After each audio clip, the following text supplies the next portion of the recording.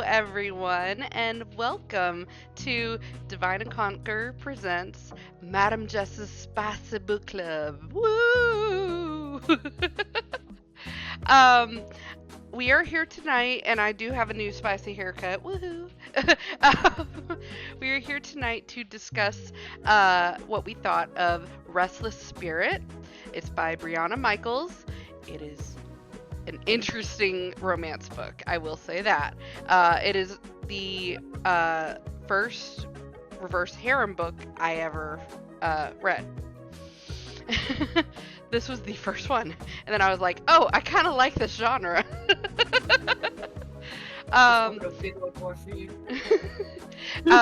Joining us tonight, of course, is me, Madam Jess, but also the beautiful and lovely Steph. Hello. And the absolutely wonderful and hilarious and beautiful Lee.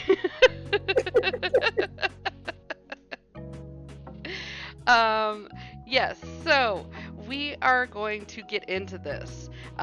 We all read Restless Spirits. It's by Briana Michaels. It's a reverse harem book. I'm going to go ahead and do my brief summary, and I will tell you that this was my pick this month, and I will tell you why after I do the summary. So, haunted by dark spirits, she's running out of options. At first glance, she probably seems like a woman in her prime, full of life, fearless, and dances like everyone's watching. Except no one is, because she's dead. Worse than dead, she's invisible. No one can see her, hear her, or feel her, and who can live dead like that? Oh, and by the way, she also has no idea who she is, how she died, or who killed her. As if that's not bad enough, dark spirits are haunting her. Knowing she can't fight them off forever, she's running out of options and is determined to do whatever it takes to survive. Enter Jack with his killer smile and wicked sharp blades. He can see her, touch her, and kisses her like a sinner with no interest in finding salvation. When Jack offers her a chance of a lifetime, she's all too eager to accept his help and follow him home. What she finds when they go through his front door defies everything she thought life was about. He isn't just her savior, he's something far more dangerous, and he doesn't live alone. How could she trust her instincts and navigate through a fog of her past to find out what happened to her? If so, how does Jack play a role in her life and death? This is a reverse harem novel with graphic language, sexual contents, and violence. Don't step into this world unless you want to play with the big boys. And yes, they run in packs. All the hellhounds do. Oh. Okay. Off that description alone got me hooked, because I was like, oh, this sounds very interesting. The reason why I chose this book for us to read as a family was that this was literally my first foray into reverse harems, and it got me hooked, and it honestly made me go, this genre might be something I'm very much into, because not only is it paranormal or supernatural or whatever you want to call it, not only is it kind of dark, but also really damn spicy. Not only is it all of these things, it has so much freaking heart to it that I'm hooked instantly by this book. We are getting into spoiler territory. I am warning everyone now. If you are interested in reading this book without spoilers, go read the book and then come back. We will post this on YouTube. You can see us then, and you can see what we're talking about. It's a very good book. I don't really want to spoil it for you. So, and there are spoilers. So, all right, let's get into this. We are gonna go with Lee. Let's go with Lee first. What did you think of this book? What were your likes? I liked this book. It was good. It was easy to read. I feel like it wasn't overly long. I really, from the description and the synopsis and everything, I felt like I was going to be really learning a lot about ghosts. I felt like it was going to be more of a ghostly type thing, but it really didn't stay in that zone for very long at all. And I found that to be interesting.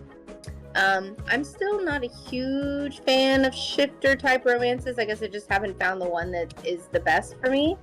And the fact that this is dipping the toe into that area, but not really fully into that Alpha Omega world, I appreciate very much. Mm-hmm. Also, I think anything to do with like hell and that type of thing is always very fascinating to me. So this was really just hitting in a lot of levels. I liked it a lot. Awesome. Was there any one thing in particular that you were like more interested in than the others? Like, was the hell scenes interesting? Was some of the characters who live in hell interesting to you?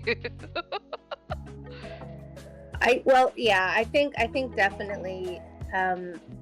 I've old sci-fi fan lover from way back, and there's a couple series I've read that are trying to portray extra. Well, I wouldn't call them these supernatural beings, I guess, the divinations, if you will, of God, Satan, all these other types of things, and immortals or endless, or however they happen to refer to them as. And I think I really enjoyed the way that it makes me think about, the mundane things we deal with as embodied into a person, And I felt like the characterization they had of Lucifer was interesting for sure. So I like that in particular, and I feel like the dynamic felt really positive. It just felt positive. That was probably my favorite thing. I got good vibes off of it the whole time. Even though they're going through a lot of crazy stuff, good vibes. I absolutely agree with you. I think that they did a very good job of just making things not too dark, not too light. They had this really good in between. I will say I didn't understand the shifter thing, but I also understand kind of where you're coming from, because they don't really shift, but they have the powers and stuff, so it's something that's otherworldly or supernatural, paranormal, whatever, that really does touch on a lot of different things, a lot of different areas, and it's very interesting how she managed to make this world work. It felt, okay, if anybody has ever seen Odd Thomas, this is kind of what it felt like. I was thinking about that when I was reading it, totally. It's a good movie if you haven't seen it. But yes. Okay, Steph, please tell me your thoughts and whether you liked this or not.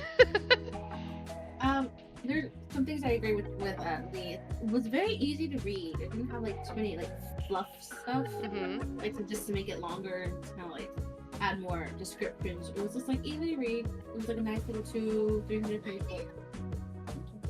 And each of the people had like different dynamics about them. They weren't just like kind of just like one like flat positive kind of person. And then you see the growth of the main character, Everly/Sarah. You kind of see her grow and try to like not just be like stagnant and like, no, like I'm stubborn, I don't know what to do. She's like just trying to grow for the greater evil, greater good. What is it? I don't know. Them being hellhounds was nice, but like it's not like the typical shifter hellhounds. Yes. It's more like, well, they got this abilities, and then they're able to open portals. Yes. Yeah, it was just very easy to read. It was like it could have been like a nice little like book cleanse. Like if you're like in the middle of like reading a lot of books that are high, very intense, this would have been like a nice cleanser. I agree. But then you would have gone to the end and been like, no, I have to keep on reading. Yes, for sure. This book absolutely ends on a cliffhanger. You immediately want to read the next book. But honestly, I've read a few books like that, like with freaking Akatar, or that entire series basically does it. But also Fourth Wing, they do it. So many books like to do this cliffhanger thing. I'm not. Should be. That's fair. I agree. It's something that everybody kind of has starting to do, and it does make me go, we don't need to do it every time, but I do understand the reason why they do it, because you want to read more. Yes. So what did you find particularly, you said it was easy to read. What did you find particularly interesting about the dynamics or the Hellhounds in general? What were your thoughts about them? Because I'm very curious. I feel like all of them already intentionally care, love her, and give her more space. And I appreciate how they were like, okay, we're gonna give her space and not just like bombard her all at once. Yes. Like she needs to relearn and remember everything about us before we like pounce. Yes, and they all want to pounce. That's the big thing. So with for me, the thing that kept making me go, what is happening? I have to keep reading this. I have to keep going into the story. It's because she literally doesn't remember who she is. She meets Jack. She's like, you can touch me? I've been wanting a lot of touching, and I'm touch starved. And so they have a romantic tryst. They do. They go and have a fun time, and Jack knows who she is the entire time. It feels like a betrayal, but you really find out that he was keeping that from her because of how interconnected everything is, and he's trying to protect her. It's kind of it's a gray area where he is doing this for a good reason, but it's also, you lied. You didn't tell the whole truth. You know who I am. You know my name. That was the bigger thing, I think. Is that she doesn't know. She literally named herself Everly, which is awesome. And Lee, I'm sure you appreciate that a lot. Mm-hmm. And I can't imagine how that would feel. And I feel like Briana did a very, very good job of trying to portray that she's trying to hold it together. She's trying to be strong, but she has all of these questions just swarming in her mind. And she's like, why can't you just tell me everything right now? And it's because it would overload her, and it's too much for her to really grasp, and she has to get her memories back herself. So after she's been gone for like 5 years. Yeah. Just like traveling all across amount the country, fighting the Malinum. Yeah. the oh my gosh, I don't even remember how to say it. Lee, do you know? Malinum. I was saying Malinum. I don't know. Malinum. I kind of was too, but I was like, I don't know. I always mess up words. This would not be audio, so I was like, okay, Malinum. Exactly. That was also, I'm sure, a sticking point for some people. But I do like I said, this gives me Odd Thomas vibes so much, because basically she can see these Malinum, these spirits just swarming around people, and they're causing all sorts of mayhem and chaos and whatever. And I just am looking at that going, that sounds scary as heck, because they are like attracted to her. She is a magnet for them. So the fact that she found somebody who can see her, touch her, all these things, but also help her understand what they are and why they're after her, and then find out that she's part of a group that basically control or opens portals and throws them back into hell, helping the world basically. That's a very interesting and surprising twist, because you're like, oh, you're important, honey. you gotta get your memories back so that you can help us, because you're the leader, right? So, okay, we discussed some likes. Do we want to touch on anything else that we're like, I love this, or I really enjoyed this, or are we good to go on to our gripes? I like how each of them have different a different attitude. I like the fighting scene in the beginning. How she's still. Oh, the part where Jack found her. Not Jack, right? Jack found her.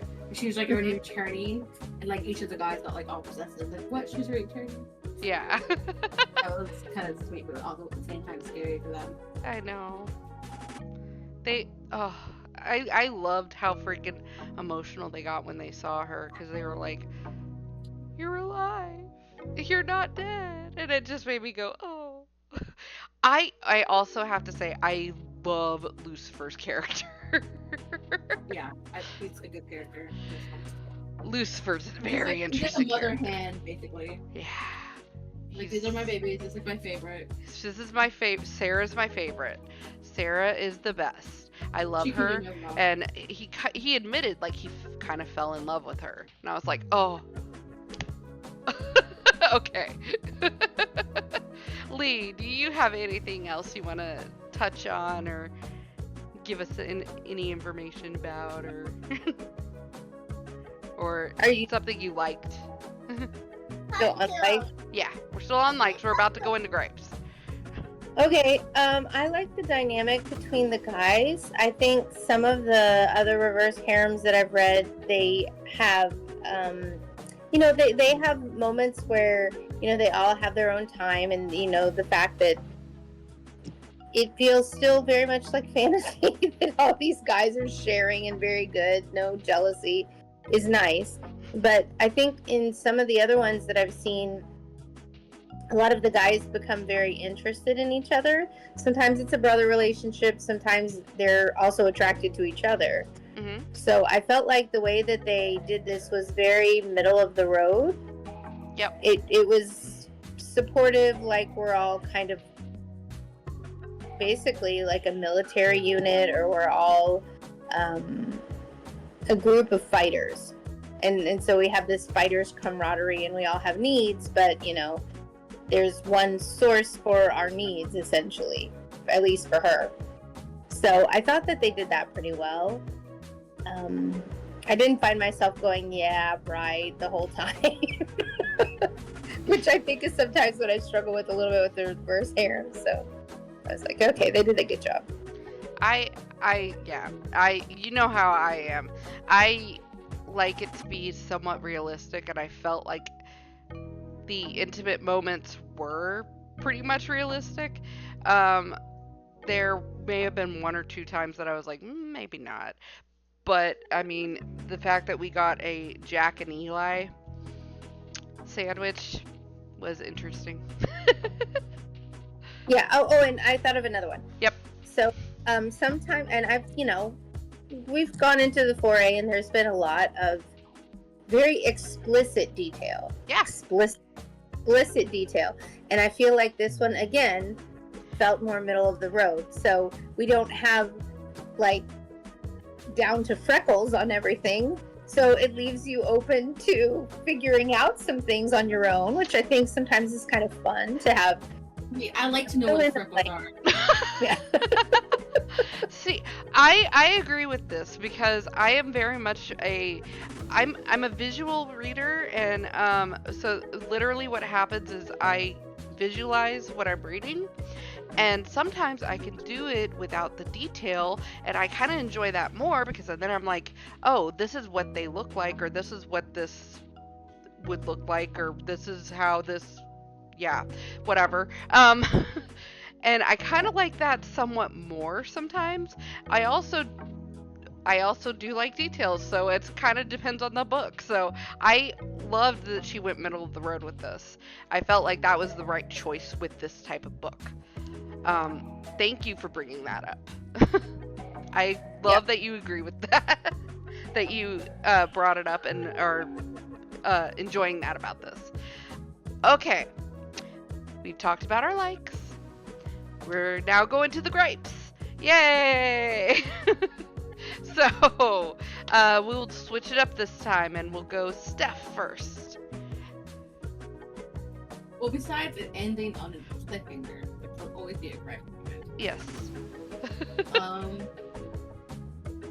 I think just because I like to know everything at once, I don't mind being bombarded with all the information at one time. Instead of like, they're like, oh wait, you're not ready. Come to us when you've discovered more, or to come back whenever you have more tattoos. Just give me more information. Give me it all now. And that's one. That's two dislikes. And I think another one would be, I think the last scene with Eli and Jack. Whenever they're trying to get Jack's tattoo on her, they just like left her alone in the middle of the scene, and they're like, oh, we saw her break down. Like they knew what they were doing, but also at the same time, like, oh, we need to do it. We need to have it to be done. I was like, why is she going through all that emotions? Where are her hands? Yeah. And she's like crying for them, and then she's like, oh, okay, wait, they'll come for me. Yeah. I thought that was a little too much. That scene was really hard. I will say I got kind of emotional and that she was going through all of that, and it did definitely like make me tear up a little bit and be like, oh my god, this poor girl. It kind of gave me a little anxiety, but also I kind of knew what they were gonna do because I don't know. There's something about like her and Jack's trust with each other that she's the one that found her. And she was waiting to get her tattoo back for Jack, and she was like, I don't know why it's not coming back. It really doesn't make any sense because I do trust you. And I think that she had to get to a point where she knew 100% that they would be there for her, and like they would find her, they would help her. And I hate that they had to go that far with it. And I understand, but going through the roller coaster for like, was any of it even real? Did I even get saved? Did I just like goof off into existence after so long? Just like because she had like no sense of like, exactly entirely. And the other guys were able to feel it because they could feel their bond a little bit. Yeah, I feel like that's the torture element that I wasn't a big fan of. Yeah, that is fair. That is absolutely fair. And I will agree that I feel like that was really a bit far, but at the same time, she wasn't in any real danger.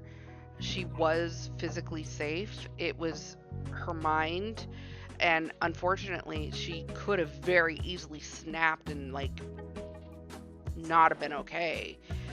So they really took a risk. Yeah, certainly when they all knew how she died the first time, which we haven't been given that many details about. Nope. they were just like, oh yeah, she was. It was like, horrific. Tortured and like strapped or something like that. Yeah. We weren't given all the details yet from Callan.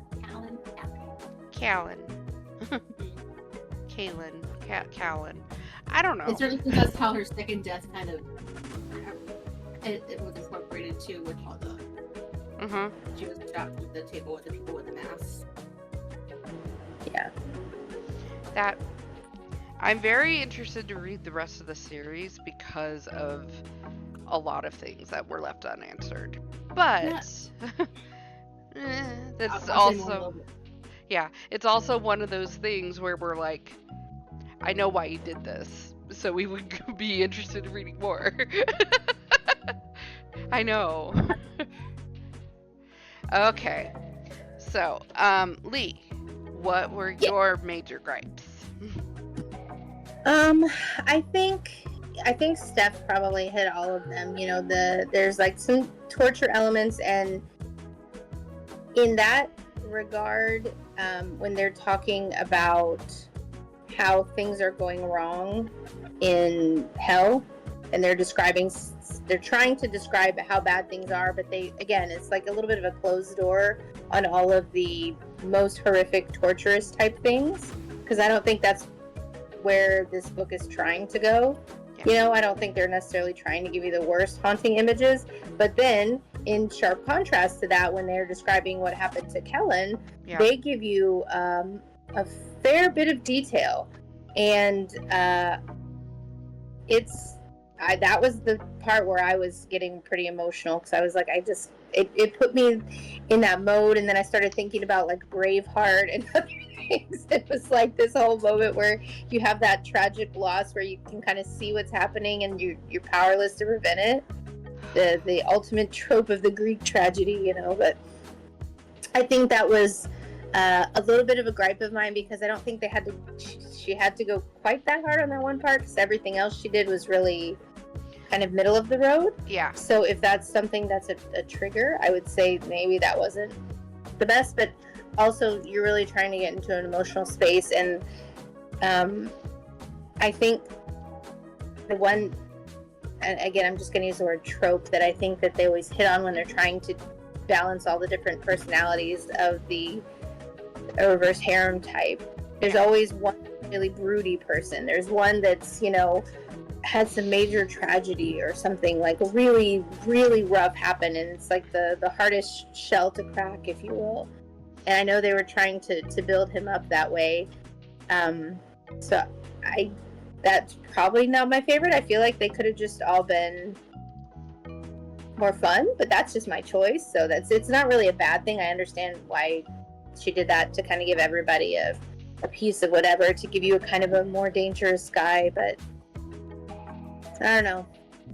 I don't have a whole lot of gripes. It was really good, but that's one thing that I'm like, I don't know that I was super happy about that, but I get it. You got to advance the plot along, and you have to give different strokes to different folks. This is true. I will say, because you hit on it, it is a trope where they have like the broody guy. It's usually a big broody guy. I don't know why it's always a big broody guy, but it almost always is. I don't know. I guess it's just like another trope. Yeah, another trope is like he's the bear, so he's big and broody, but he's also like the most cuddly. So it's one of those tropes. And then this did kind of remind me also of Groupie, with how the guys are set up, as you know, the leader is Jack, and the quiet artistic guy is probably Eli, and Tanner is the goofy, like, oh, we're having a good time, but I love fiercely. And I'm like, oh geez, that's for sure Ransom. And I'm like, oh god, okay. So we got lots of tropes here. We got lots of kind of the same types of characters, which I understand and I get, and I'm like, I don't have a problem with using the same tropes over and over, because they are different, because their personalities are different enough that I'm like, all right, Eli's also the protector. Eli's also like constantly checking things out and making things okay and safe, and Kalen is the workout king, and he's gonna make you sweat in the gym for a lot of reasons, but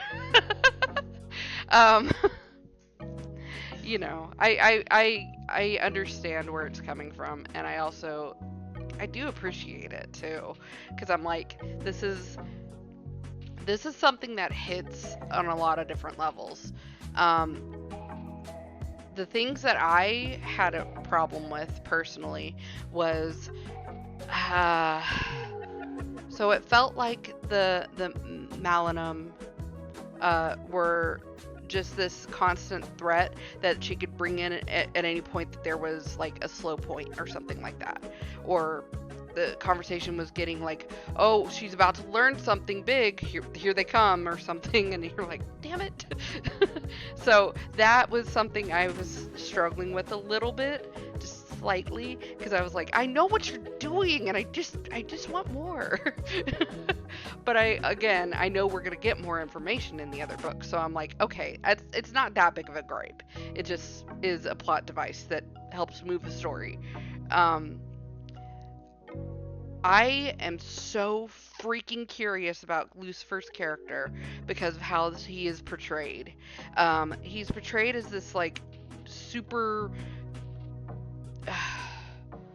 dangerous, fierce guy, but also has like this soft side that only she sees sometimes. And they're all super loyal to him, so he's gotta have redeeming qualities. And I'm like, I want more from that in particular. I want a little bit more information about how, like, what this Lucifer in this context, in this world means, and what he represents and what he does.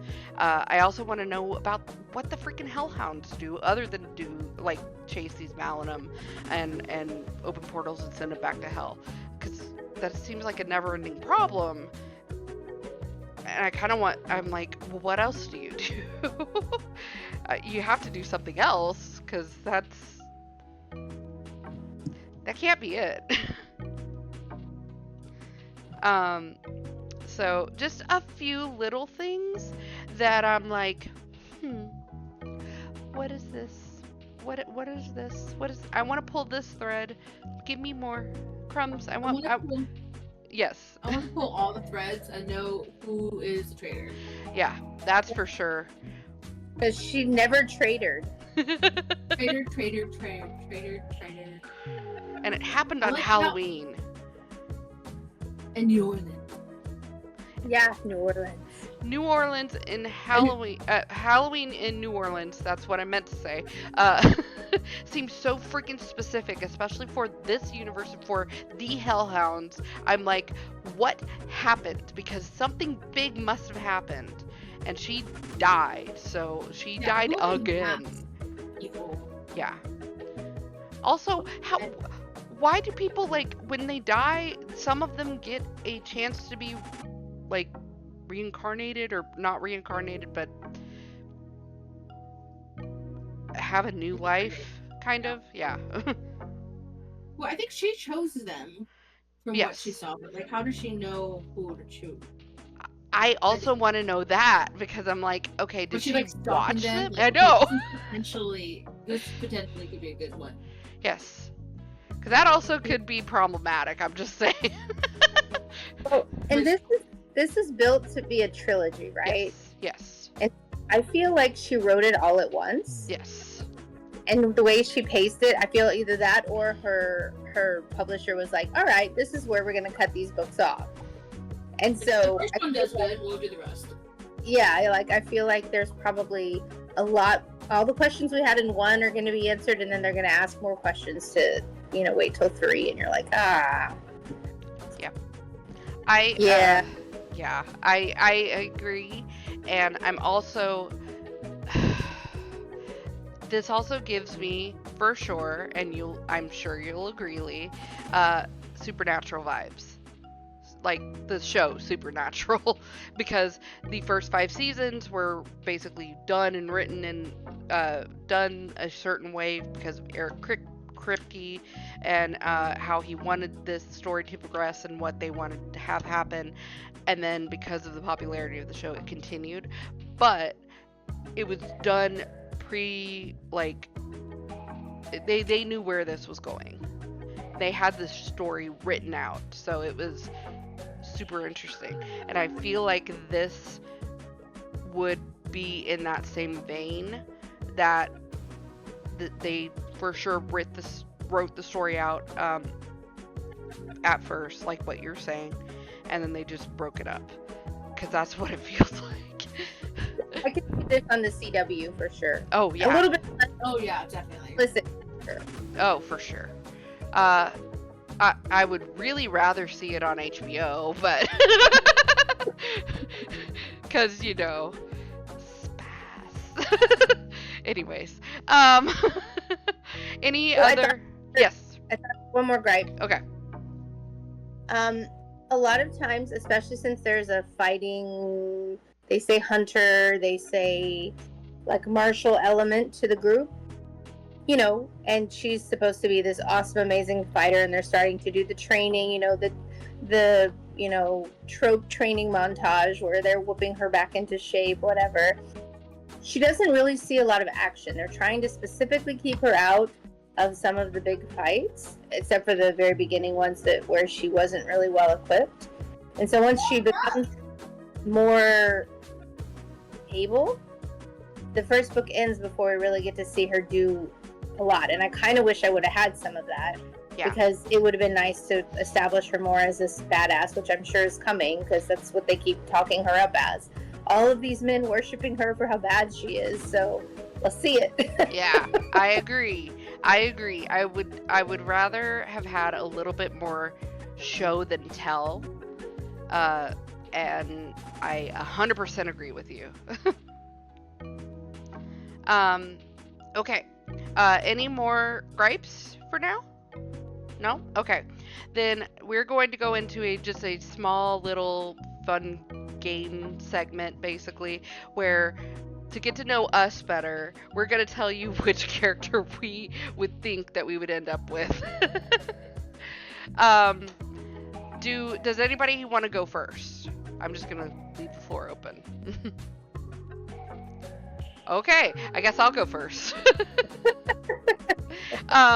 So I honestly thought about this for a little bit, and my first gut reaction would have been to say that I would have gone with Jack because of how protective he is, how logical he is, how much he does step into that leader kind of role kind of easily, and he can be like, I think we need to do this, I think we need to do this, and I'm kind of drawn to that kind of energy. But the more and more I think about it, I think I'm more of a Tanner girl.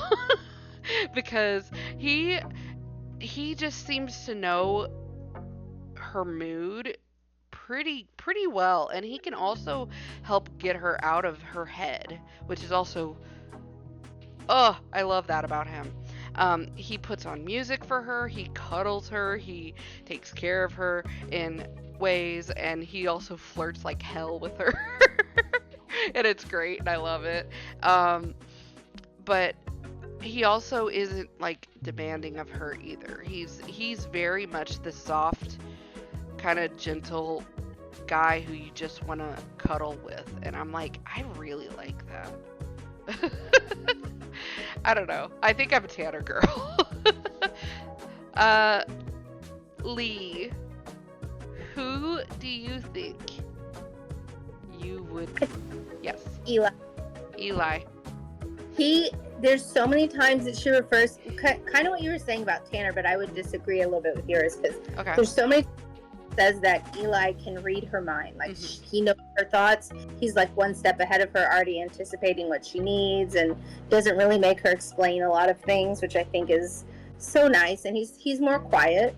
And they also talk about him with knives and how absolutely deadly he is. So he's very skilled and the understated. He's like that Ninja Turtle you gotta watch out for, the quiet one, I think that's Turtle.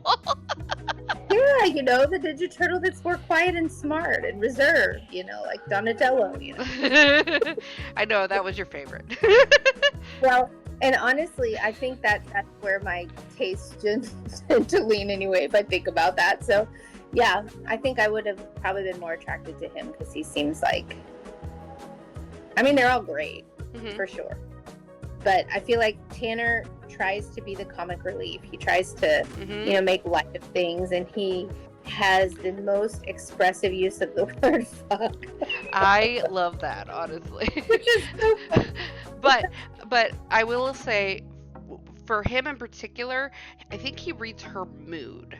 Not necessarily thinks about her thoughts or anything like that, or knows what she's thinking like Eli does. I think it's more her mood. Like he could tell she's getting like restless, or she's getting upset, or she's getting worried about things, and he just diverts her like immediately, so she doesn't dwell too much on whatever's happening, because he wants to protect her in that way.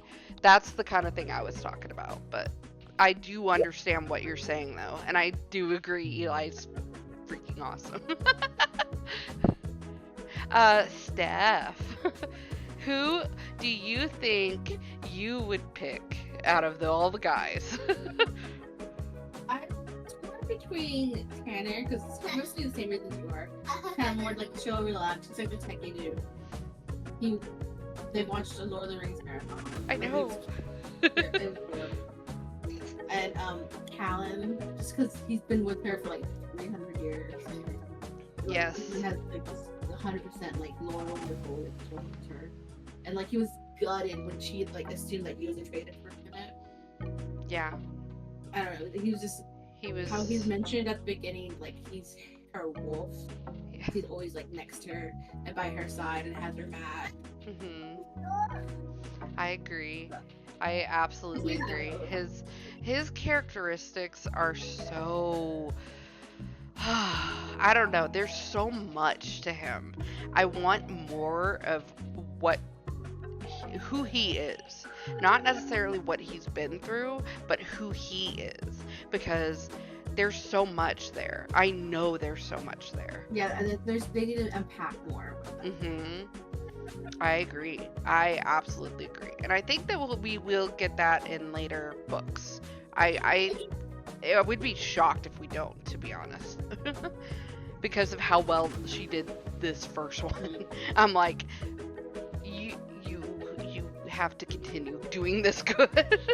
And then Tanner still needs his moment also, because she his tattoo. Yes. Saving the best for last. Yes.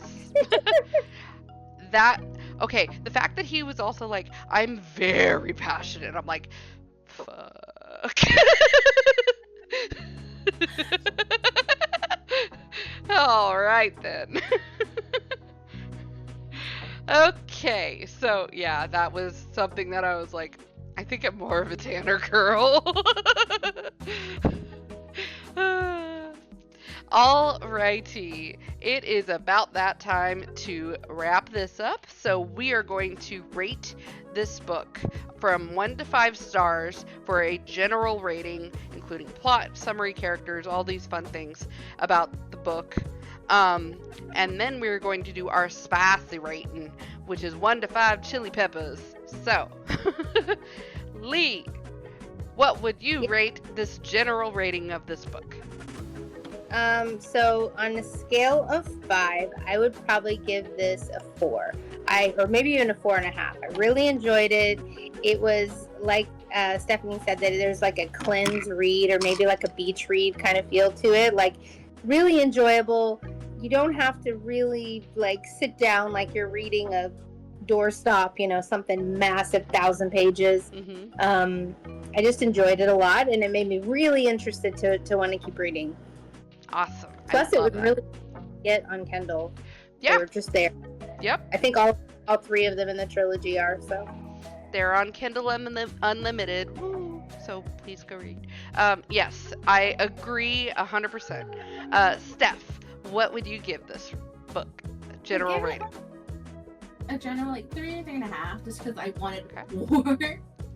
Like it was, like I loved it. It was good. I want to read the second one already and know all the answers to the questions I have. I 100% agree. For me, I am going to go back to 4.5 because it does leave you on a cliffhanger. That's a sin for me. It does. I'm sorry. It is. It does leave you wanting a lot more. And it does leave you having a lot more questions and I do want more from our main character, our girl Sarah. Whoop whoop. So yes, I 100% agree. All righty then. So that is our general rating. Lee, what is your spicy rating? And this is the same scale? Yep, 1 to 5. Okay. As it does middle of the road, I was going to do like a 3.5. I Okay. feel like 3.5 to 4, it's not extremely explicit, but it gives you plenty to think about and plenty to understand is happening. Plus, they're trying to deal with the whole mechanics of reverse harem and how all that works. And I think they do a good job of starting the trilogy out. I imagine there'll be a lot more to come, but I felt like it was pretty good. Fair. Okay.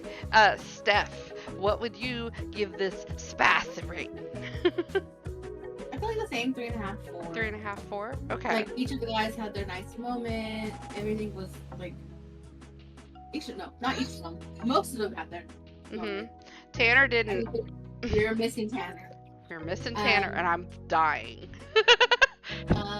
They each had their moment. Each it was like it was detailed. You knew where everything was. Yeah, 3.5, 4. It would have been like more. It would have been like all of like it would have each Tanner would have been included. Yes. What would have been more is there would have been we did have Eli and Jack together. Yes, we did. So probably a 4 then.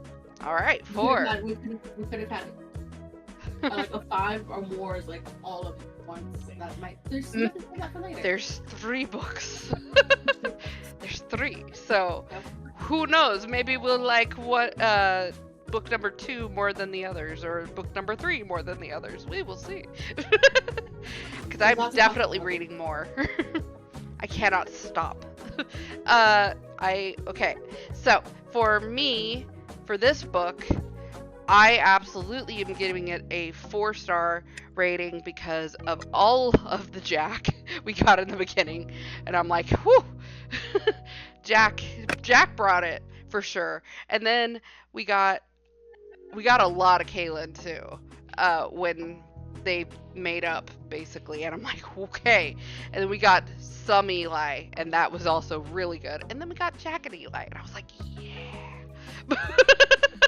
I still am dying to see Tanner, but also I know that this has more, so I'm like, okay, I can wait. I can be a good girl and wait. But I saw that one part at the end. What was it? With Jack, he's like, "How many houses do you want?" She's like, in her head, she's like, "All of them," but then she's like, "No, just you and Eli." Yeah, she was like, in her head, she was like, "I want them all. I need to wait. I need to And then wait." Tanner and Callan were like relieved, I know. basically. They were like, if you do, we'll see. We'll see what happens. I think that also made me laugh that they kept referring to her. She kept asking, "Am I in heat?" and they wouldn't answer it. I was like, it's like her homage to trying to do the Omega without doing it. So I don't know if they're going to get more into it in the next ones. But okay, I appreciate this because it's making me smirk and laugh without making me go, "Okay, how's this going to work?" I also, it made me laugh too, because I'm like, they're not doing that, but at the same time, it very much was an homage, or tip my hat to you. I appreciated that as well. Thank you for bringing that up. That was good spice. Is middle of the road, nice spice. Yes. Intro to it's a good beginner, whatever. I love it. I love that. I agree. So yes, this was our wonderful book review for Restless Spirit by Briana Michaels. You can read it on Kindle Unlimited for free. I believe it's also floating around on Kindle for purchase. I believe you can also get it a couple of other places. It's a very good read. We all really liked it, as you could tell. And please go give her love, because I do like her writing style. I think it's great. thank you so much for watching our show. All of our friends and our links are down below if you want to get merch, if you want to shout out to our friend Midnight Masquerade on Etsy. She does amazing things. She makes all kinds of amazing stuff. It's not midnight, Right. it's Nightmare.